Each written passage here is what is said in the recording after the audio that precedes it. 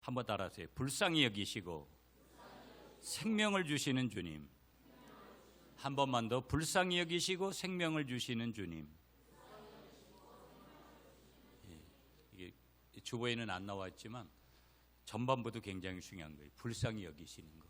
이걸 다른 단어로는 연밀이라는 단어를 이렇게 우리가 쓰는데, 주님께서 이제 불쌍히 여기시는, 그래서 불쌍히 여김받은 그에게 생명의 주인 되신 그분이 생명을 주신다라는 그런 이제 제목이죠. 계속 치유에 대한 말씀을 전하고 한두 주 정도만 조금 더 주제적인 부분들을 좀 설교하려고 해요. 자, 본문의 배경을 한번, 누가복음 7장이잖아요. 7장의 배경을 조금 설명을 드리면, 장소는 나인이라는 성이에요.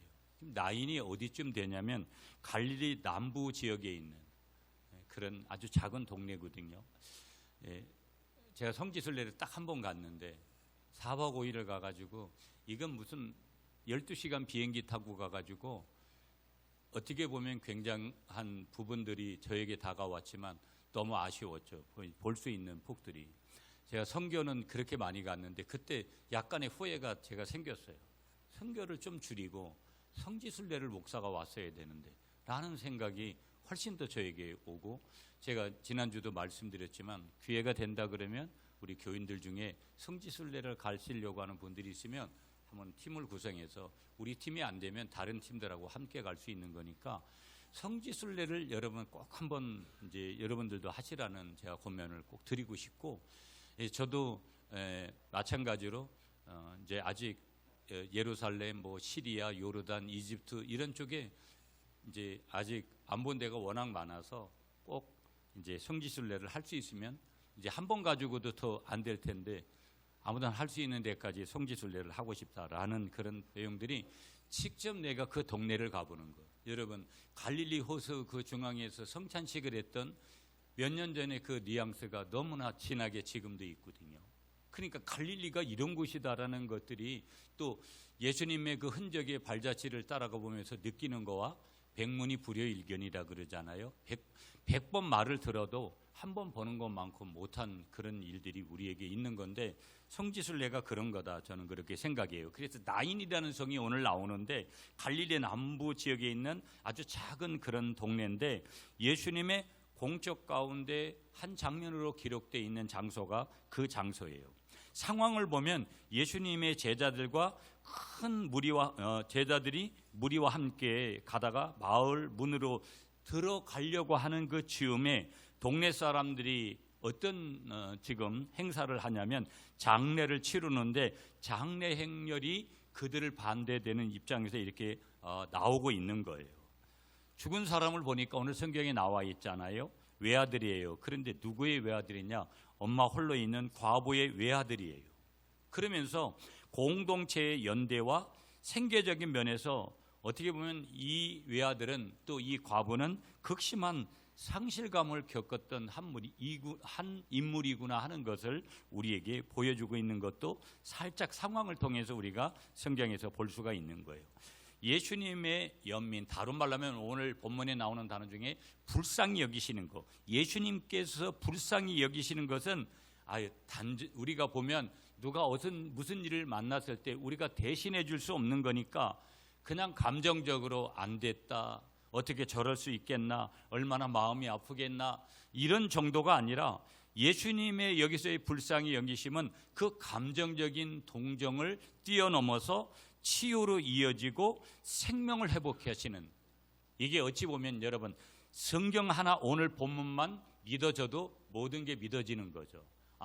외아들을, 과부의 하나뿐인 아들을, 죽은 아들을 살리시는, 죽은 자를 살리시는 예수님의 이 치유를 통해서 이 한 가지만 믿어진다면, 우리가 분명히 믿는다면 그 사람의 믿음은 건강할 수밖에 없는 거고 오를 수밖에 없는 거고 주님 앞에 인정을 받을 수밖에 없는 그런 믿음의 사람이 되는 거다. 그런데 여러분 스스로가 나는 과연 오늘 본문의 이 성경으로 하나님의 완전한 계시로 기록된 이 말씀을 믿는 사람인가?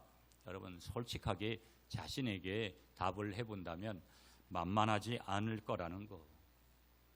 믿어지고 싶은 그런 마음이 있어도 믿어지지 않는 분이 얼마든지 있을 수 있다라는 것을 우리가 물음표를 던져보면서 내가 물음표를 던졌든 내가 믿지 않든 그것은 분명한 뭐냐? 사실이라는 것을 우리에게 말씀하면서 바로 죽었던 그가 아니라 우리의 인간적인 감정이 아니라 그 감정을 뛰어넘어서 실제가 되어지는 치유, 실제가 되어지는 생명 회복으로 연결되는 하나님의 구속사적인 활동, 하나님의 그 구속사적인 그런 행동의 표현이 우리가 오늘 본문에 나타나고 있는 거고, 이 사건을 통해서 우리 예수님은 선지자적인 권위가 어떤 것이냐, 그 선지자적인 권위가 뭐냐면 삶과 죽음을 다스리는 권세가 선지자적인 권위를 가지고 계신 우리 예수님에게 있다라는 거, 그리고 메시아 되신 예수님께서 방문하심으로 말미암아 구원의 역사가 육의 구원, 영의 구원, 영육간의 모든 구원이 오늘 그로부터 나타나고 있다라는 것을 오늘 본문의 배경을 통해서 우리가 이제 볼 수 있는 거예요. 두 번째로 우리가 살펴볼 수 있는 내용은 이제 우리 시대에도 똑같다라는 거예요. 예수님 당시 지금으로부터 2000년 전의 시대나 오늘 의학이 이렇게 대단히 발달해 있고 삶의 자리들이 발달해 있는 우리 시대에도 여러분, 제가 이번 주간 이제 일본 오키나와를 다녀오면서 저희 집 사람하고 오키나와는 처음 갔어요. 일본을 한 5번쯤 갔는데, 근데 갈 때마다 일본은 참 매력적인 부분이 참 많은 거고, 뭐 음식도 별반 뭐 어려움도 없고, 오키나와 정말 좋더라고요. 가족들 많이 가고, 이게 제가 늘 여러 번 말씀드리지만 오늘 한국 사회가 이게 조금 옳은 건가 바른 건가, 분명히 어떻게 보면 하나님의 복의 개념으로 보면 하나님이 정말 우리에게 많은 복을 주신 게 맞고, 경제가 어려우니 그래도 여러분 생활 수준들이 우리나라가 굉장히 높아진 거는 사실인데, 오키나와도 가는 대부분의 사람들이 다 대한민국 사람이에요. 외국인들이 있어도 대한민국 사람 숫자만큼 그렇게 되지 않아요. 한국 사람들이 전 세계를, 작년에 호주 갔을 때도 호주도 똑같았어요. 여러분 동남아 제가 많이 가잖아요. 보면 동남아 많이 가도 다 한국 사람이에요. 중국 사람들도 한때 많았는데 그 사람들 굉장히 무진장 시끄럽고 오면 막 그래요. 가보면 실질적으로 그 사람들도 돈을 많이 쓴다고 하는데 한국 사람들이 어디를 가든지 여기에는 양면이 저는 있다고 봐요. 그리고 굉장히 조금은 우리 자신들을 좀 진실하게 돌아볼 필요성도 있는 그런 부분들이 있다라고 보고요. 그러면서도 좋은 것은 우리가 일반적인 기준으로 보면 굉장히 좋은 곳이다 하는 것들, 이런 곳에 우리가 가족들하고 함께 가서 휴식하고 이런 것들은 전혀 나쁠 게 없잖아요. 보면 여러분들도 조금씩 돈 모아가지고 가족들하고 그렇게 1년에 한두 번은 그게 누림이잖아요. 육의 누림도 있는 거니까 하나님의 누림 속에는. 그래서 맨날 갖다 은행에다 놓고 어디 부동산 투자하고 이런 거 너무 하지 마요. 적당히 하고 쓰면서 언제 갈지 모르는데 그거 천국 가가지고 못 써요. 그러니까 쓸 수 있을 때 써야지. 그걸 자꾸 모아놓는 데만 정신 팔고 그래봤자 의미 없어요. 그러니까 자꾸 어떤 사람들은 모으는 데만 정신이 팔려 있어요. 그렇게 모아가지고 뭐 하려고 그래요? 의미 없는 거다라는 거. 여러분 1년에 한두 번은 꼭 여행을 하시는 여러분들이 되시기를 축복합니다. 이제 뭐로 가다가 지금 여기로 간 건지 모르겠는데 우리 시대 얘기하다 그런 거예요. 예수님께서 마주한 나인의 과부 같은 상황이 굉장히 많죠. 오늘 세상은 화려해요. 아주 대단한 것 같이 느껴져요. 그런데 연약함 속에서 살아가는 사람들이 얼마나 많은지 몰라요. 한 가정의 가장을 잃고 아버지를 잃었든지 어머니를 먼저 잃었든지 그런 가정들이 많이 잃고요. 소망을 잃어버린 사람들. 단순히 돈 문제뿐만 아니라 여러 관계가 단절되어 있는 사람들. 어떤 가정 공동체든지 어떤 공동체에서 소외된 채 절망하는 사람들이 우리 주변에 얼마나 많은지 모른다라는 거예요. 오늘 본문에 예수님께서는 그런 절망의 현장에 직접 찾아오신 거예요. 여러분 오늘 우리 기독교는 이 우상 종교하고 다른 게 뭐냐면요, 대부분의 종교가 찾아가는 종교예요. 그러나 우리 기독교는 찾아오신 종교예요. 창조주가 되시고 구원주가 되시고 역사의 주인 되신 그 예수님께서, 하나님께서 찾아오셔서 절망하는 사람들에게 소망을 주시고 소망을 잃어버린 사람들에게 다시 희망을 주셔서 일어날 수 있는 은혜를 주시는 그런 종교. 그래서 어떤 종교이기 전에 관계를 말하는 종교가 바로 우리 기독교인데, 하나님과의 나의 관계가 분명하면 오늘 무에서 유를 창조하시는 하나님의 그런 놀라운 역사가 있는 것인데, 예수님은 그런 소외된 사람들을 찾아가셔서 불쌍히 여기시고 생명을, 오늘 그 과부 한 사람의 외아들이었던 한 사람의 죽은 사람까지도 생명을 회복시키시는 그런 은혜를 주시는 분이라는 것을 오늘 아침에 믿으시는 여러분들이 되시기를 축복합니다. 죽었던 사람을 살리시는 예수님을 믿는가? 이 사실은 두 가지를 우리에게 알려주는데, 첫째는 예수님의 불쌍히 여김은 곧 행동하는 사랑이라는 것. 예수님은 말로만 그렇게 하는 것이 아니라, 립서비스에서 끝나는 것이 아니라 실제적인 행동으로 그 사랑을 옮기셨다는 것. 두 번째 사실은 예수님의 말과 손길은 죽음마저도 삶으로 둘러세우는 권능을 가지셨구나. 예수님이 보시고 예수님께서 어떻게 하시는 거예요? 오늘 보면 그 관에다가 손을 대실 때 기적이 일어나잖아요. 저와 여러분들에게 예수님을 깊이 만나면 여러분의 삶에, 저의 삶에 반드시 하나님의 복이 임하고 기적이 임하게 되는 줄 믿습니다. 우리의 가진 물질로, 내가 가진 건강으로, 내가 가지고 있는 명예로, 내가 가지고 있는 조건으로 안 되는 일이 이 땅에는 너무나 많다라는 거. 그러나 사람은 안 된다 하더라도 하나님이 도우시면 모든 것이 가하다라는 것을 오늘 이 아침에 믿음으로 선포하시는 여러분이 되시기를 축복합니다. 전제 조건이 뭐예요? 불쌍히 여기셔야 된다는 거. 하나님이 나를 긍휼히 여기시는 거. 하나님 나를 긍휼히 여겨주세요. 불쌍히 여겨주세요. 하나님의 그 사랑으로 나를 봐주세요. 이게 첫 번째 대지에서 볼 건데요, 13절 말씀으로 한번 가볼게요. 여러분, 오늘 본문 13절 말씀을 여러분이 읽어주세요. 시작.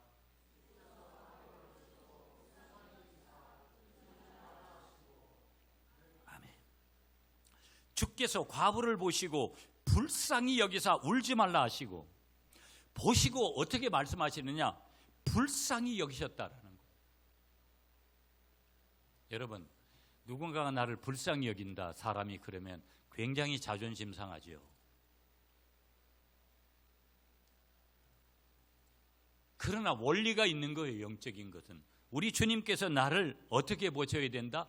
불쌍히 여기셔야 된다라는 거예요. 여기 예수님께서 보시고 불쌍히 여기셨다, 이 말씀은 하나님의 공감적인 뭐예요? 불쌍히 여기심, 다른 말로 하면 연민인 거예요. 하나님의 연민. 자, 우리 한번 따라하겠습니다. 예수님께서 보시고 불쌍히 여기셨습니다. 이게 은혜라는 거예요. 자, 보시고 이 말은 그냥 대충 본 게 아니에요. 예수님은 오늘 여기 한 과부의 죽은 아들을 아주 관찰하시고 주시해서 보셨다라는 그 보신 거예요. 예수님께서 보신 것은요. 그리고 여기 불쌍히 여기셨다, 헬라어 단어의 뜻은 뭐냐면 심중으로 불쌍히 여겼다. 또 다른 말로는 여러분 한번 따라하세요. 극진히 연민을 느끼셨다. 그러니까 연민이라는 단어는 불쌍히 여김이라는 뜻이에요. 그러니까 극진한 뭐예요? 불쌍히 여김. 불쌍히 여기는 그냥 지나가는 그런 것이 아니라 더 집중해서 극진한 불쌍히 여김을 느끼셨던 분이 누구예요? 예수님이에요. 오늘 외아들의 죽은 아들을 보면서 예수님께서 그렇게 하셨다라는 거예요. 자, 그러면서 예수님께서 뭐라 그래요? 13절에 울지 말아라. 그럼 이 울지 말라 이 말은 뭐예요? 울지 마라 이 말은, 여러분 우리 부모님들이 아기가 울 때 뭐 할 때 달래면서 울지 마라 이제 끝이요. 그 말은 뭐예요? 보호의 의미도 있고 어떤 문제 해결을 할 수 있는 직접적인 분임을 알려주는 거예요. 울지 마라. 명령형이에요. 여러분, 우리는 징징대요. 가만히 보면 여러분들도 오늘 한 주간 동안 어떻게 살다 오셨어요? 여러 가지 여러분들 속에 고민되는 일들이 있고, 여러분 제가 오늘 아침에도 많은 분들이 지금 감기 때문에 교회 또 못 오시는 분들도 있어요. 감기 걸리고 여러분 면역력이 떨어지는 시대에 앞으로 어떤 여러분 바이러스가 우리를 공격해서 또 우리를 힘들게 할지 모르는 시대에 우리가 있잖아요.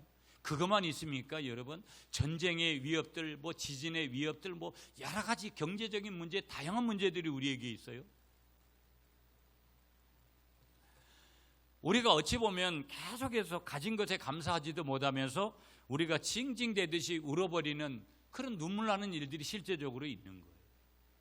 주님께서 뭐라고 말씀하시는 거예요? 울지 마라. 자, 예수님의 그 불쌍히 여기심은 하나님의 본성의 표현인 거예요. 예수님이 저와 여러분들을 불쌍히 여기셨기 때문에 이 땅에 인간의 몸을 입고 오신 거 아니겠어요? 성육신하신 이유가 거기에 있는 거죠. 그분은 고통을 외면하지 않은 분이다. 사람은 남의 고통에도 형식적으로 립서비스에 그칠 때가 많지만 우리 예수님은 어떤 이들의 고통이든지 외면하지 않는다. 제가 이제 기독교 청년협회 일을 하다 보니까 요즘 계속해서 스님들을 좀 보게 되잖아요. 스님이 자기 생일에 초청을 했어요, 저를.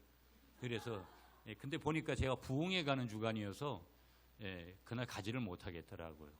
그래도 제가 그 스님 손을 그렇게 오랫동안 잡은 건 제가 처음이네요. 인생을 60년 이상 살면서 저는 그 스님을 왜 잡냐면 한 영혼으로 보는 거지 스님으로 보지 않습니다. 그래서 제가 언제 만나면 복음 한번 전하려고요. 그래서 지난번에 그 뭐죠? 이거 치는 거? 게이트볼인가요? 파크 골프인가요? 그것도 한번 치자고 연락이 오셔가지고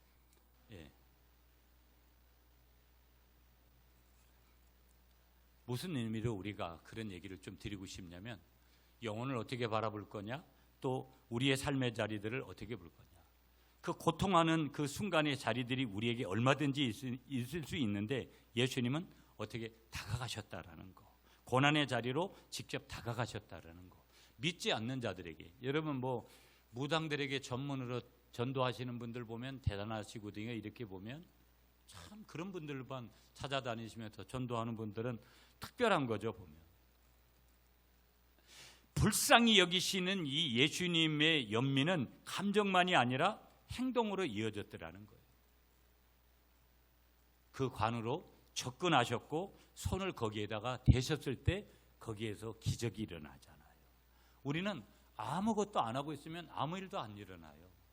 많은 사람들이 여러분 하나님 앞에 구하지 않고 하나님 앞에 기도하지 않아요. 여러분 기도합니까? 여러분들은 참 제가 보면 대단한 분들이에요. 보면 저렇게 기도를 안 하고도 살 수 있구나. 그러면서 계속해서 자기 힘으로 이제 할 수 있다라는 것이 언제 꺾이냐면 건강을 잃어버리거나 이제 그럴 때 이제 그때 가서 이제 막 눈물 흘리고 그러죠. 제발 그러시지 말라라는 거. 그럴 때도 주님은 우리를 불쌍히 여기시지만 내가 건강하고 내가 더 정상적일 때 하나님을 찾는 거, 하나님을 의지하는 것을 기뻐하신다라는 거. 그래서 우리가 가지고 있는 이 신앙이라는 것은 냉담함이 아니라는 거예요. 여러분 오늘 같은 시대에는 자기밖에 몰라요. 다 똑같습니다. 저에게도 마찬가지로 기본적으로 자기의 영역에 있는 것들을 잘 이렇게 구축하고 싶은 마음들이 온 사람들에게 있는 거예요. 나이를 먹어가면 멀어갈수록 노후의 문제 이런 것들로 인한 것들도 당연한 거고 그럴 수 있어요. 그것도 잘못된 것도 아니에요. 문제는 그런 것에만 매몰되고 그런 것들만 위해서 사는 것이라면 곤란하다.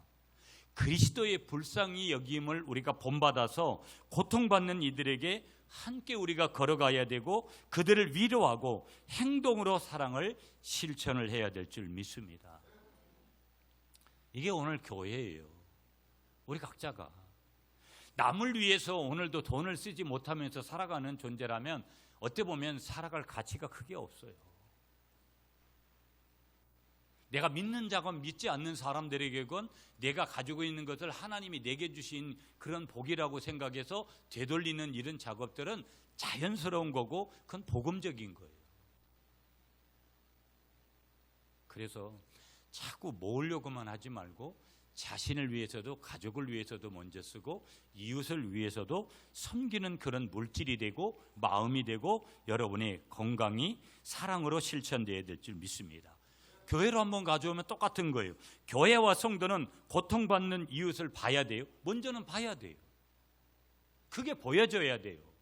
그게 보여지면 그 다음에는 어디로 가야 되냐면 그런 감정이 그냥 안 됐네 하고 어쩔까 하고 그런 부분에서면 그치지 말고 구체적인 돌봄으로 응답해야 된다. 그들에게 뭐 쌀을 드릴 수도 있고 뭐 신방할 수도 있고 기도해 줄 수 있고 또 여러 가지 어떤 그들에게 반응할 수 있는 그런 부분들. 개인적으로는 주변에 홀로 있는 분들, 홀로 된 노인들, 실직 가정에게 먼저 다가가서 손을 잡아주는 그런 부분들이 굉장히 중요하다라는 거.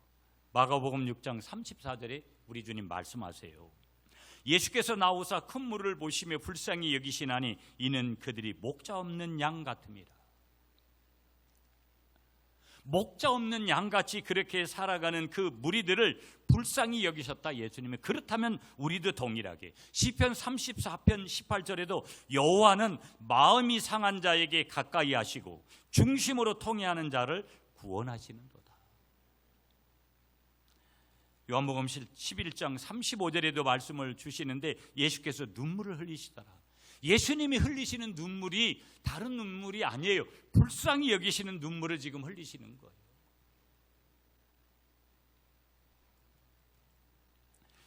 열왕기상 17장에 가보시면 여러분 엘리야와 사르밧 과부의 기사가 나와요. 엘리야가 과부의 아들을 살려주는데 이 엘리야가 사르밧 과부의 아들을 살려주는 이 사건을 통해서 하나님의 선지자잖아요. 엘리야는 이 하나님의 선지자에게서 흘러나온 하나님의 불쌍히 여기심. 엘리야가 능력 있는 사람이 아니에요. 엘리야를 능력 있는 사람으로 그에게 능력을 부으셔서 기적을 베푸시는 분은 하나님이시거든요. 그러니까 하나님의 불쌍히 여기심이 사르밧 과부에게 임할 때 그 아들을 살리시는 생명의 회복을 보여주시는 거예요. 우리가 교회 와서 교회 건물을 봐야 될 이유가 없어요. 여기 몇 명이 모였느냐가 중요하지 않아요. 중요한 것은 각자가 지금 하나님의 음성을 듣고 있고 하나님을 참되게 예배하느냐. 그게 중요한 거예요. 오늘 내가 예배를 바르게 드렸으면 하나님이 내게 주신 그런 은혜의 흔적들이 있어야 되지. 예배는 드렸는데 많은 사람들이 여러분 거기에 대한 질문이 없어요. 예배 드리면 하나님은 항상 그냥 공짜가 없어요. 건강한 예배 속에는 하나님이 부어주시는 은혜의 흔적이 있어야 돼요. 메시지가 있어야 되고요. 응답이 있어야 되고요. 하나님의 사랑하심의 그 흔적들을 우리가 예배 가운데서도 강력하게 느껴야 돼요. 내가 찬양할 때, 내가 강단에서 장로님들이 기도할 때, 설교를 들을 때, 예물을 드릴 때 각양의 모든 순서가 형식적으로 될 때 아무 기적이 일어나지 않지만 내가 바르게 하나님 앞에 섰을 때 거기에서 하나님의 기적을 순간 경험하게 되는 줄 믿으시는 여러분들이 되시기를 축복합니다. 그래서 우리가 첫 번째로 보았던 메시지가 뭐냐면 13절에서 예수께서 보시고 불쌍히 여기시더라. 그때 하나님의 공감적인 불쌍히 여기심의 귀한 은혜가 임하게 되어지더라. 두 번째 메시지는 14절에서 볼게요. 여러분 14절 말씀 여러분이 다시 읽으세요. 시작.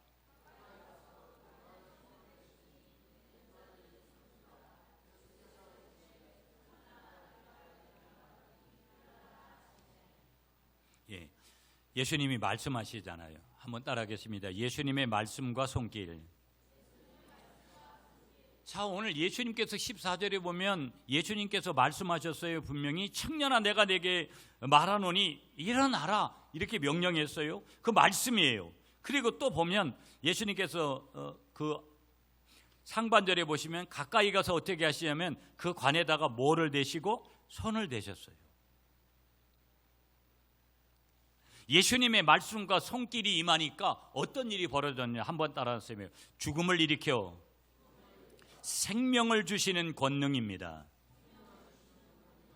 예수님의 말씀이 임했어요. 예수님의 손길이 임했어요. 그러니까 거기에 따르는 것이 무엇이냐면 지금 관 속에 있는 이 과부의 그 외아들이 죽음에서 이렇게 세워져서 생명을 주시는 예수님의 권능을 입고 다시 살아나게 되는 줄 믿습니다. 여기 예수님께서 뭐라 그래요? 일어나라 이렇게 말씀하셨어요. 일으키다, 일어나게 하다, 생명을 주셨다라는 얘기죠. 관에 손을 대셨다라는 거예요. 치유, 부활 사건에서 종종 예수님께서 어떻게 하시는 거예요? 손을 대실 때 거기에서 치유가 일어나고 거기에서 죽은 자가 일어나는 그런 은혜가 동반이 됐다라는 것을 말씀하죠. 손은 뭐냐면 구속적인 접촉을 상징하는 거예요. 그러니까 예수님의 손이 닿게 되어질 때, 왜? 그분은 메시아요, 그분은 구원자요, 그분은 유일하게 생명을 주시는 분이기 때문에, 그분은 하나님이기 때문에 그 하나님 대신 예수님의 손길이 임하게 되어질 때 그 속에서 구원의 구속의 은혜가 임하게 되는 줄 믿습니다. 자, 예수님은 말씀하셨어요. 언어지요, 여러분. 예수님의 말씀은 실제 능력을 발휘하더라. 아멘이십니까? 예수님이 말씀하실 때마다 기적이 일어났고요, 치유가 일어났고요, 놀라운 기적과 같은 역사를 경험하게 되는 줄 믿습니다. 사실이에요. 말씀의 능력으로 죽음의 현실을 지금 뒤집으시는 게 예수님이고요, 삶을 창조하시고 회복하시는 분이 예수님이라는 거. 그래서 여러분, 아무리 우리가 관광을 하고 좋아요, 다 그렇게 누리면서 이렇게 가보지만 인생은 다 어느 날 불현듯이 하나님 앞에 서는 거 아니겠어요? 하나님 앞에 서는 것이 없다, 여러분. 하나님이 계시지 않는다. 가장 불쌍한 게 인간이 아닐까요? 돌고래 쇼를 보는데 참 돌고래들 훈련 잘 시켰어요, 여러분. 그렇지만 돌고래는 돌고래일 뿐이에요. 그저 먹이 가지고 유혹해서 이렇게 훈련해서 오랫동안 하는 거지 인간의 지능 같지는 못해요. 이런 지능을 주셔도 우리가 살아가는데, 인간은 하나님의 형상대로 하나님을 닮은 대로 가는데 인생이 여기서 끝나는 거라 그러면 무슨 의미가 있어요? 우리 인생의 값진 것은 여러분 사후세계가 있고 천국에서 영원히 산다라는 거. 어떻게 보면 그런 삶을 이 땅에서 계속 살아. 여러분, 이 땅에서의 인생을 계속 산다고 해서 그게 좋을 건가요? 여러분의 인생이나 저의 인생을 가만히 보면 7, 80년을 살다가 100세를 살다가 사는 것이 훨씬 더, 거북이는 1000년을 산다 그러는데 1000년을 산들, 사람들은 오래 살기를 바래요. 그렇지만 과연 그것만이 옳은 것일까 생각해 볼 때는 그러지 않은 부분이 있다. 그러나 영원히 살아갈 수 있는 길을 우리에게 열어주신 분이 천국에서의 영원한 삶을 우리에게 보장하고 있다는 것은 특별한 거죠. 그러므로 너무 현실의 삶에 매몰돼서 살아가지 마시고 항상 천국을 사모해서 살아가시는 여러분들이 되시기를 축복합니다. 우리의 기도라는 것, 우리가 선포하는 것, 능력이 그것이 되려면 바로 예수님의 이름과 권위에 대한 신뢰가 먼저 우리에게 있어야 될 줄 믿습니다.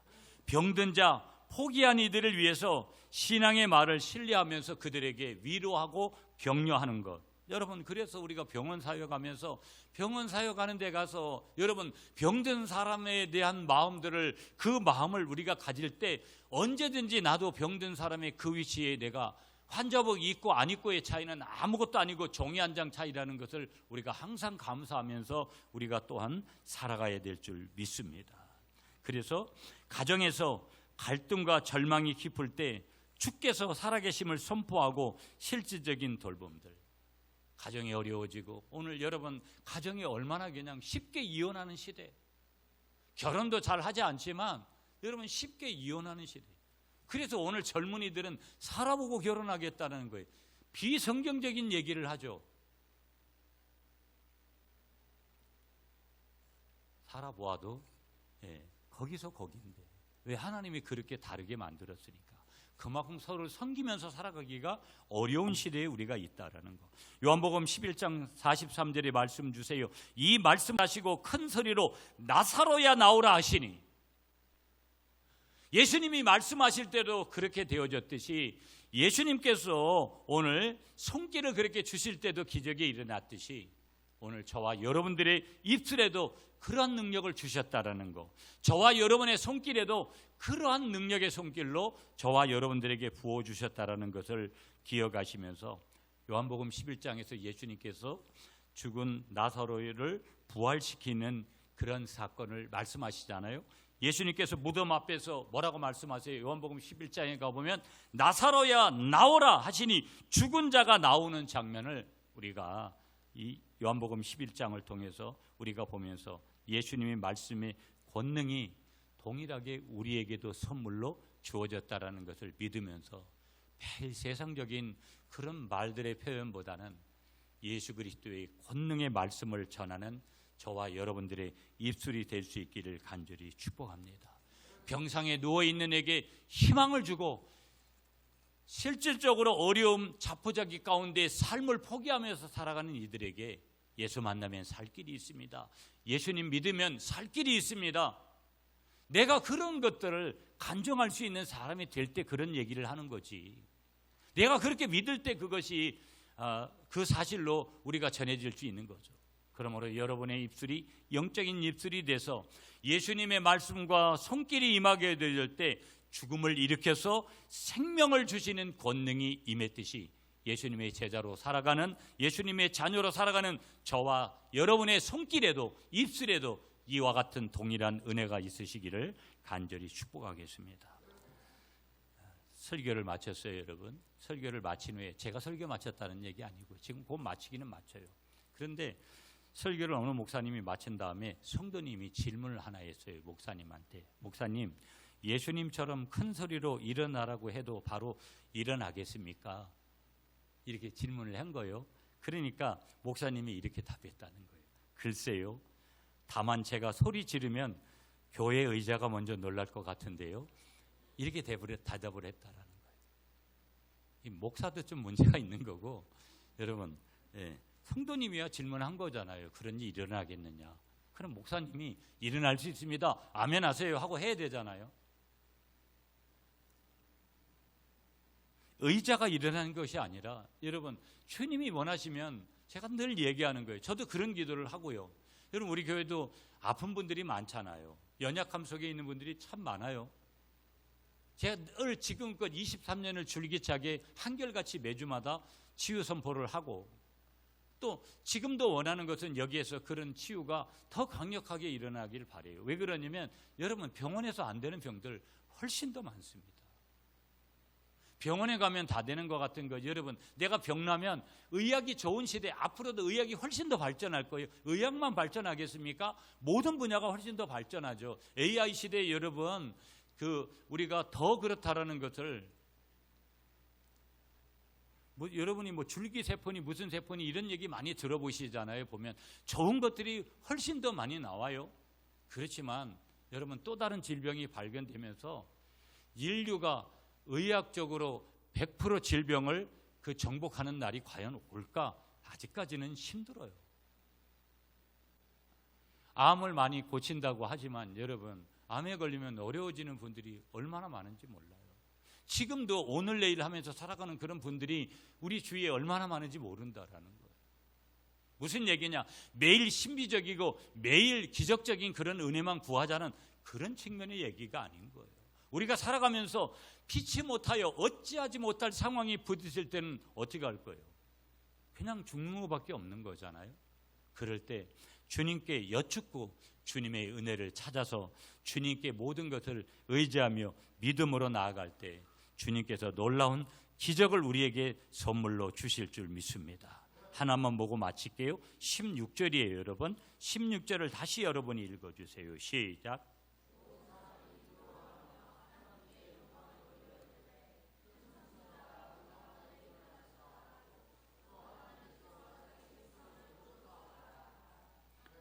아멘. 모든 사람들이 어떻게 했어요? 공동체의 반응이 뭐였어요? 세 번째 공동체의 반응이 뭐였냐면 경외와 선포예요. 예수님이 지금 놀라운 일을 하시니까 그분을 경외하시는 거예요. 다시 보세요, 여러분. 16절이에요. 모든 사람이 두려워하며, 이건 어떤 의미에서는 인간적인 두려움 아니에요. 하나님의 존전 앞에서는 두려움이죠. 하나님의 임재 앞에서 하나님께 영광을 돌려 이르되 큰 선지자가 우리 가운데서 일어나셨다 하고 또 하나님께서 자기 백성을 돌보셨다 하더라. 그러니까 지금 공동체의 반응이 뭐냐, 사람들의 반응이 뭐냐, 하나님의 위대하심, 그 하나님의 복음 대신 놀라운 은혜를 선포하는 거예요. 하나님이 이렇게 하셨다라는 거예요. 그렇다면 우리도 똑같은 거예요. 우리도 예수 믿어요. 우리도 하나님 믿어요. 저와 여러분들에게 지금도 저에게도 부족함이 있고 연약함이 있고 무언가 필요가 있어요. 그러면 이 선지자 되신 예수님의 그분을 인정하고 하나님께서 오늘 그들을 방문하셨다는, 저와 여러분들을 찾아오셨다라는 것을 선언할 수 있는, 간증할 수 있는 그런 사람이 돼야 될 줄 믿습니다. 공동체의 반응은 하나님의 그 경애와 그 하나님의 그 놀라운 기적과 같은 역사를 선포하는 거예요. 여러분, 예수 믿으면 이런 일이 계속해서 너무 많이 일어나야 되지 않겠습니까? 여러분, 제가 여러 번 얘기하지만 저 땅을 사야 되겠는데, 우리 교회로 봐서는 저 땅을 사야 되는데, 제가 볼 때는 아무도 여러분들은 땅을 사는 거에 대해서 관심이 없어요. 그 말은 절대 교인들을 의지해 가지고는 저 땅을 살 수는 없다고 저는 봐요. 근데 제가 저 땅에 가서도 계속 땅밟기를 하면서 하나님 이 땅을 주시옵소서, 그거는 다른 거 없어요. 하나님이 어떤 방식으로도 주셔야 되는데, 여러분들 거기까지는 공감하잖아요. 저 땅에 있어도 단순하게 주차장으로도 잘 쓸 수 있고, 저 땅을 주시면 우리 교회가 유용하게 잘 쓸 수 있다라는 거. 무슨 얘기 하나 드리고 싶냐면, 인간의 방법이 아니라 하나님의 방법을 보고 살아가는 것이 굉장히 훨씬 더 위대한 것이라는 거. 내가 뭘 이렇게 노력해서 한 거 가지고 뭘 해봤자, 여러분 굉장히 그렇게까지 갔어요. 그렇게까지 내가 취했어요. 그러고 났는데 건강 잃어버리고, 그러고 났는데 관계 깨어지고, 그러고 났는데 이제는 더 이상 앞으로 전진해 갈 수 있는 에너지가 다 빠졌다고 하면, 방전됐다고 하면 그 무슨 의미가 있겠어요? 어제나 오늘이나 내일이나 동일하신 그 하나님의 은혜의 능력을 우리가 경험하면 인간이 느껴야 될 그 한계점은 반드시 사라지고 하나님의 은혜의 흔적들만 저와 여러분들에게 선물로 남게 되는 줄 믿습니다. 그래서 기적의 결과가 뭐냐? 단순한 호기심이 아니더라는 거예요. 공동체의 신앙적인 변화를 촉발시켰다라는 거예요. 오늘 저와 여러분들이 입술을 통해서 하나님을 높이게 되면, 저와 여러분의 간증을 통해서 다른 사람들이 힘을 얻게 되고요, 회복을 얻게 되고요, 나도 하나님을 의지해서 저 집사님과 같이, 저 권사님과 같이, 저 장로님과 같이 나도 하나님의 복의 주인공이 되겠다라는 그런 마음들, 그리고 하나님이 내게 복을 주시면 선교하고 구제하고 대접하는 일에 최선을 다하겠다라는 그런 기적의 주인공, 그런 입술로 거듭나게 되는 줄 믿습니다. 오늘 여기 모든 사람들은요, 성경에 그 사람들은요, 16절의 모든 사람들은요, 그들은 예수님을 선지자로 인정했어요. 16절에 말씀하잖아요. 하나님의 방문이 그들 가운데 임했다고 고백을 해요. 하나님이 이렇게 하셨다는 거예요. 우리 하나님께서 이렇게 해주셨습니다. 우리 하나님께서 이렇게 해주셨습니다. 그렇게 고백하는 거예요. 그러므로 여러분, 교회는 이웃에게 일어난 은혜를 숨기지 말고 증언해야 된다는 거. 내게 하나님이 이렇게 하셨습니다. 하나님을 높이는 거.